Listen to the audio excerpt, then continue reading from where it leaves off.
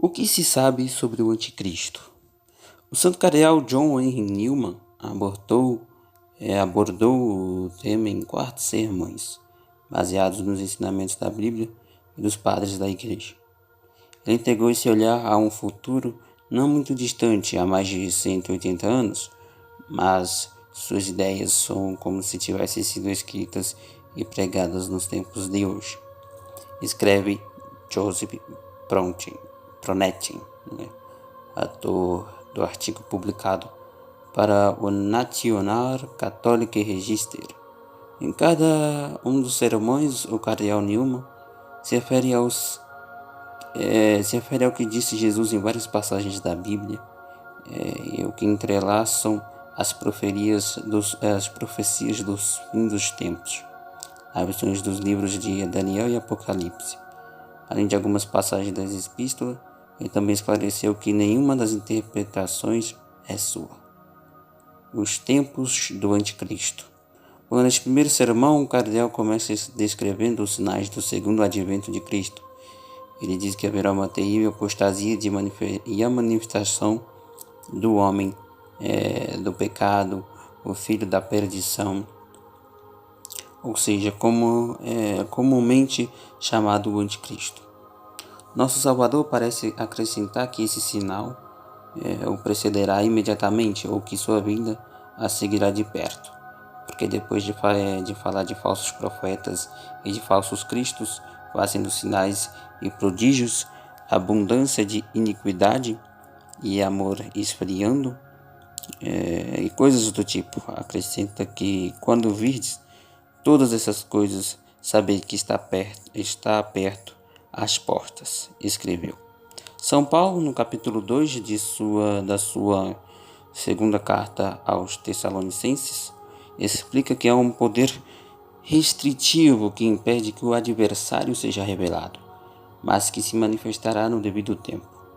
Newman diz que os antigos consideravam que o Império Romano era o adversário, mas, embora o Império tenha sido aparentemente destruído ou desmantelado pela profecia em Tessalonicenses, o santo acreditava que o Império Romano ainda existia de alguma forma em seus tempos. O seu sermão centra-se também numa dessas formas ligeiramente afastadas da sua época. A Revolução Francesa, que perseguiu a religião, consagrou e adorou a liberdade e o homem. Mas o cardeal Newman disse que o anticristo será uma só pessoa.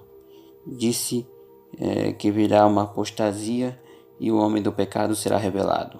Em outras palavras, o homem do pecado nasce de uma apostasia, ou pelo menos chega ao poder através de uma apostasia, ou é precedido por uma apostasia. Ou não seria se não fosse por uma apostasia. Assim diz o texto inspirado. Agora observe como a explicação da providência, como se vê na história, notavelmente cometeu esta predição. Escreveu: Cardeal Newman reconhece o afastamento da religião nas partes mais civilizadas do mundo, inclusive em sua época. Não há uma opinião reconhecida e crescente de que uma nação que tem nada a ver com a religião, que é um assunto meramente de uma consciência de cada um, certamente soa como o relativismo de nossos dias. Newman continua: não há um movimento rigoroso e unido em todos os países para derrubar a Igreja de Cristo do poder e do lugar. Não há um esforço febril e sempre atarefado para se livrar das necessidades da religião nos negócios públicos. Uma tentativa de educar sem religião, uma tentativa de substituir a religião completamente. O cardeal Newman diz que não nos deixamos enganar pelas iscas de Satanás. Crês que ele é tão desajeitado em seu ofício para te pedir aberta e claramente que te unas a ele em sua guerra contra a verdade? Não, ele está oferecendo-te uma isca para te tentares.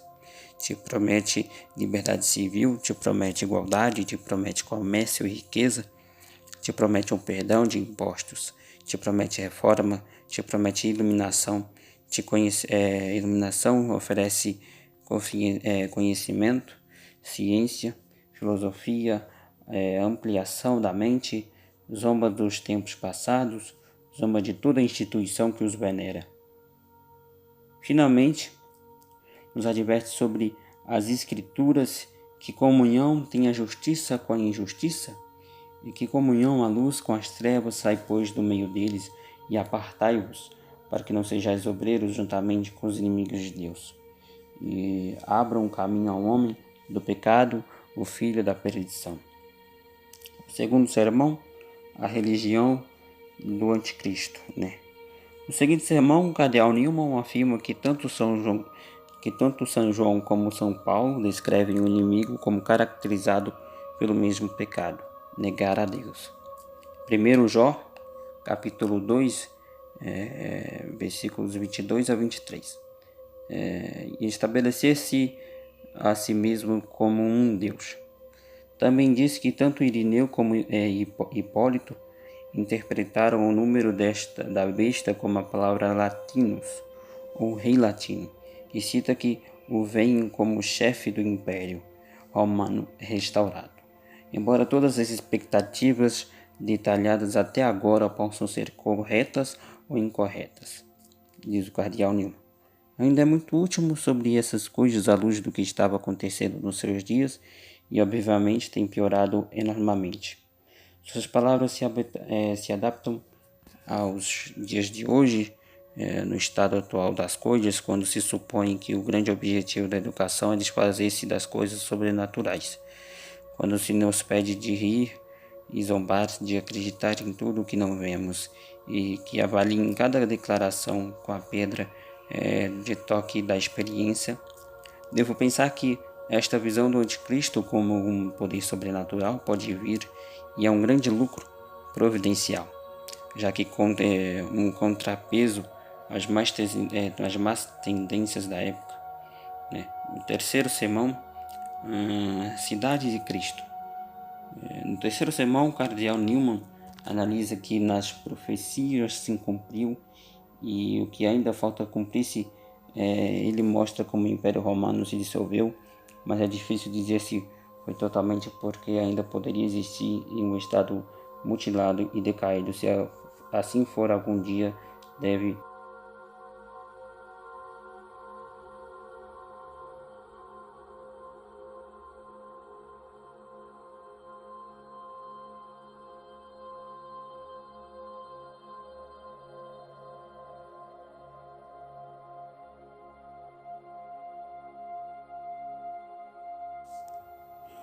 Com riqueza de detalhes, além de referências bíblicas, o cardeal Newman mostra como o Império Romano foi muito punido através da espada bíblica, da fome e das pragas, mas ainda não foi totalmente demolido.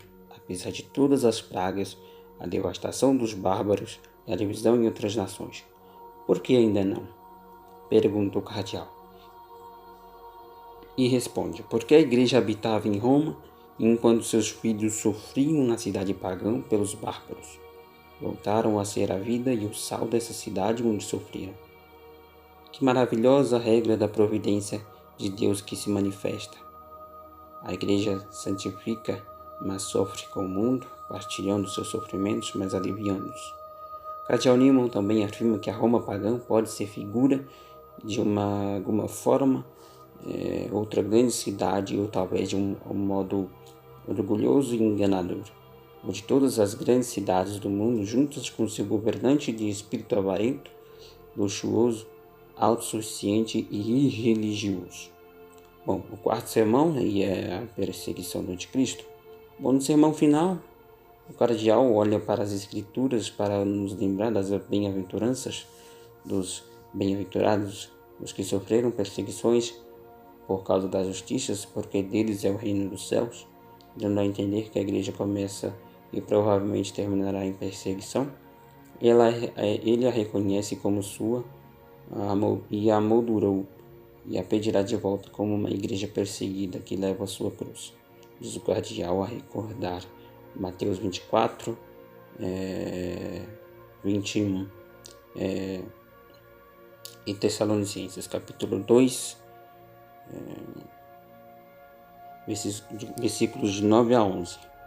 e Apocalipse, capítulos 13, versículos de 13 a 14, dizendo que será bom para os cristãos porque os dias se encurtarão. E talvez não seja uma perseguição de sangue e morte, mas unicamente de arte e sutileza.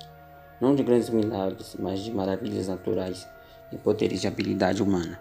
Acho que aquisições humanas nas mãos do diabo. Satanás pode adotar as armas de engano mais alarmantes, pode esconder-se, pode tentar nos seduzir em pequenas coisas e assim mover os cristãos, não todos de uma vez, mas pouco a pouco de sua verdadeira oposição. Continuou.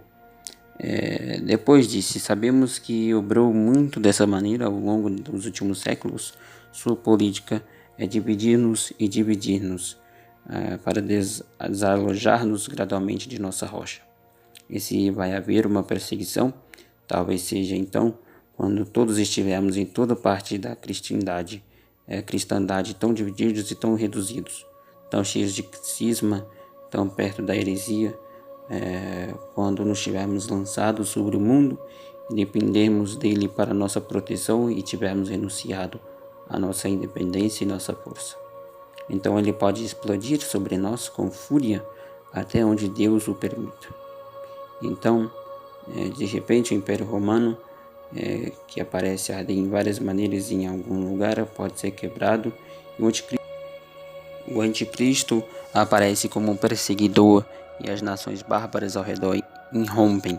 Mas todas estas coisas estão na mão de Deus e nos conhecimentos de Deus e as deixamos ali, acrescentou. É nosso dever, como o Senhor nos mostra no Pai Nosso, orar. Venha o vosso reino, faça-se na terra como no céu. Conclui